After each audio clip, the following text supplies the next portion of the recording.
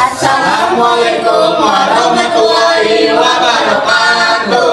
Perkenalkan, kami dari kelompok 4. Sebelumnya, perkenalkan terlebih dahulu, saya Syifa Babi Suryati. Saya Revaliana Putri. Saya Putri Agustina. Saya Rashid Kirana. Saya Selamat Prasetyo. Saya Wilfred Mistiani. Nah, di sini kami akan menjelaskan mengenai peninggalan dari Kerajaan Tarumanegara yang berada di Museum Fathahilah. Tapi sebelum itu, kita di sini bakalan ngejelasin terlebih dahulu nih tentang sejarah Museum Fathahilah.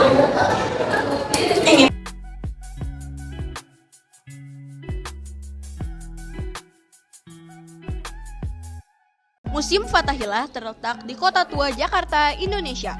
Museum tersebut dibangun pada abad ke-17 oleh pemerintah Belanda dan dikenal sebagai Stadhuis atau Balai Kota Batavia. Selama masa penjajahan Belanda, bangunan ini digunakan sebagai pusat administrasi pemerintahan kolonial Belanda. Setelah kemerdekaan Indonesia, bangunan ini diubah menjadi Museum Sejarah Jakarta pada tahun 1974. Museum tersebut digunakan untuk memamerkan artefak dan sejarah kota Jakarta. Kemudian, pada tahun 1979, nama museum ini diubah menjadi Museum Fathahilah. Nama tersebut diambil dari nama panglima yang berhasil merebut kembali kota Jakarta dari tangan Belanda pada tahun 1527. Sejak saat itu, museum ini telah menjadi salah satu tempat wisata budaya yang populer di Jakarta. Nah, di dalam museum ini ada banyak peninggalan-peninggalan masyarakat Belanda yang bermukim di Batavia, seperti mebel, perabot rumah tangga, senjata, keramik, peta, serta buku-buku. Ada pula koleksi replika perjalanan sejarah kota Jakarta dari masa Batavia. Hasil penggalian arkeologi di Jakarta, berbagai batu prasasti, dan replika peninggalan masa kerajaan Tarumanegara.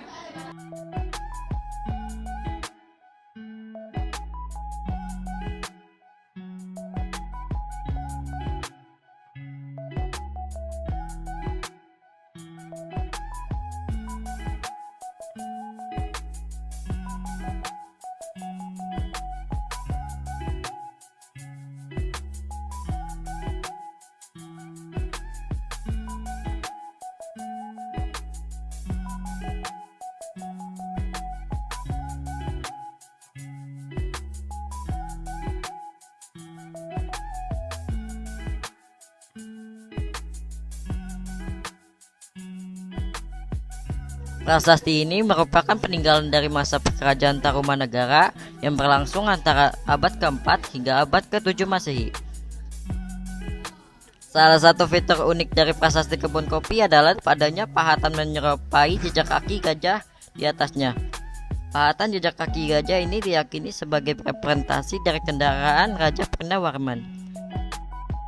Prasasti kebun kopi ditulis dalam bahasa Sanskerta dan dengan menggunakan aksara Pallawa dan diatur dalam bentuk seloka dengan pahatan jejak kaki gajah yang mengapitnya. Ada lagi.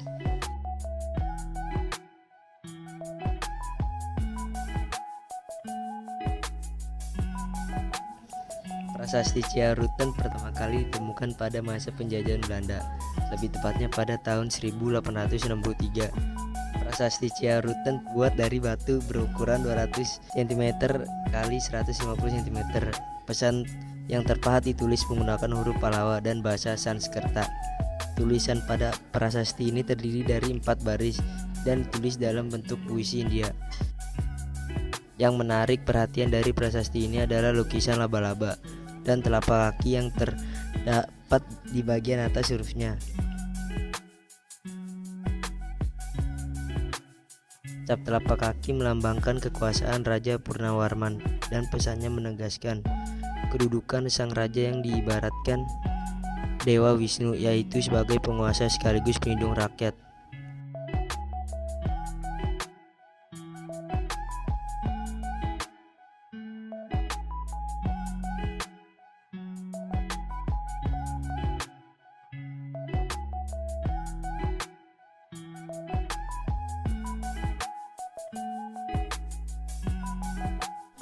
Prasasti Tugu menceritakan tentang penggalian sungai Cadrabraga oleh Raja Diraja Guru dan penggalian sungai yang bernama Gomati yang panjangnya 11 sampai dengan 12 km oleh Purnawarman.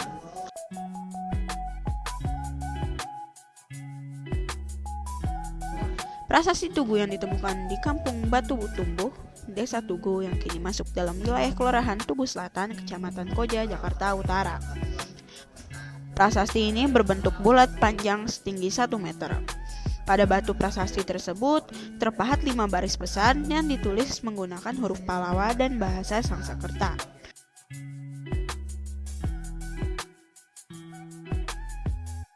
Dari bentuk huruf Pallawa yang digunakan, prasasti ini diperkirakan dibuat pada pertengahan abad ke-5.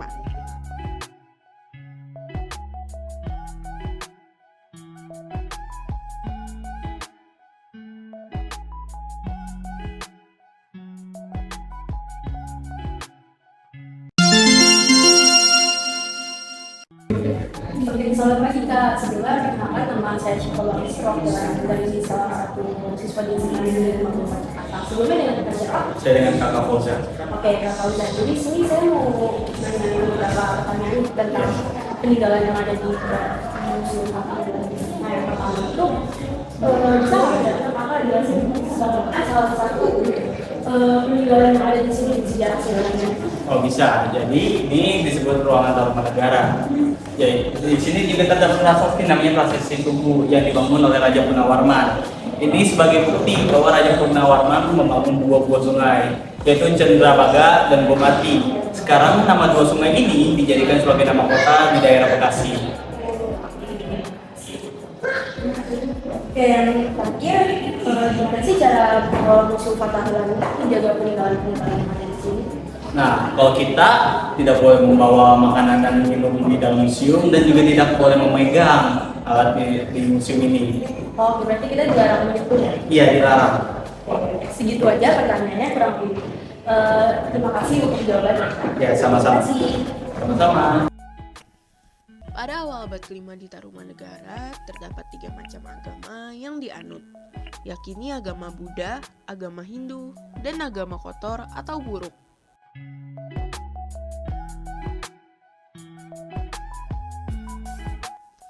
Bukti bahwa kerajaan Tarumanegara bercorak Hindu diperkuat oleh bukti-bukti prasasti dan arca.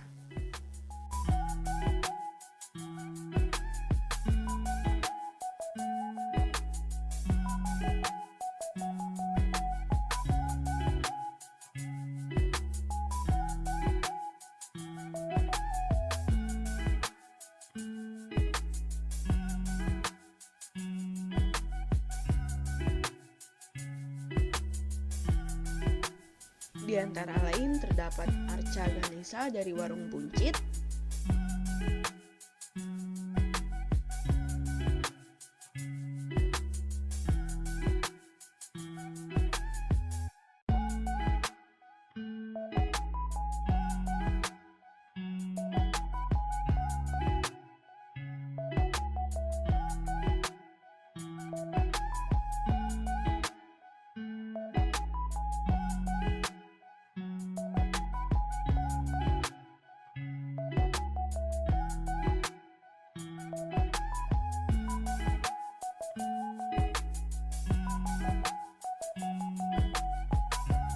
lalu arca Durga Kali dari Tanjung Priok.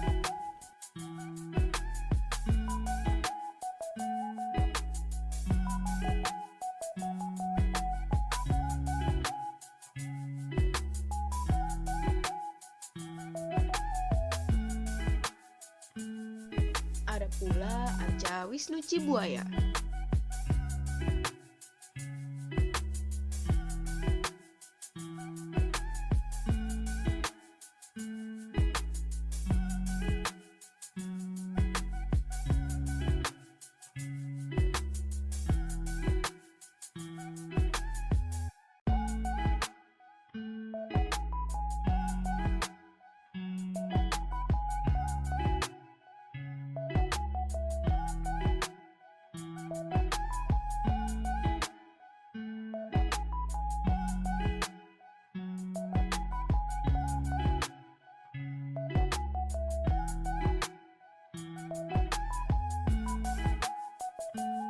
Nah, itu dia ulasan dari kelompok kami.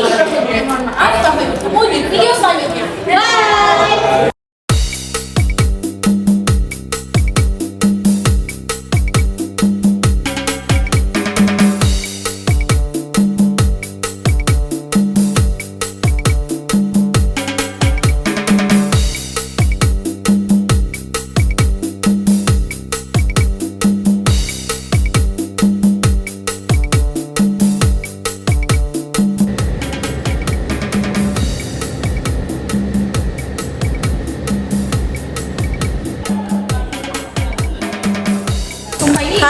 abang. Abang, ade mana abang? Ada belum jalan, kayaknya segini deh.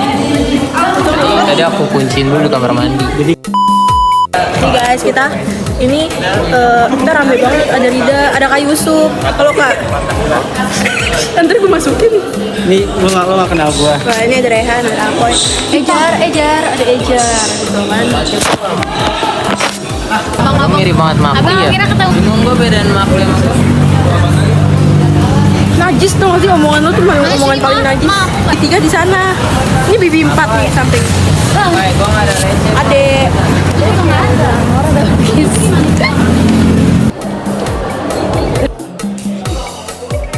Dia bakalis dulu anjing. Bakalis ini nggak bakalis. Kita bakal bunyi dah. Buruan nanti keburu diskusi.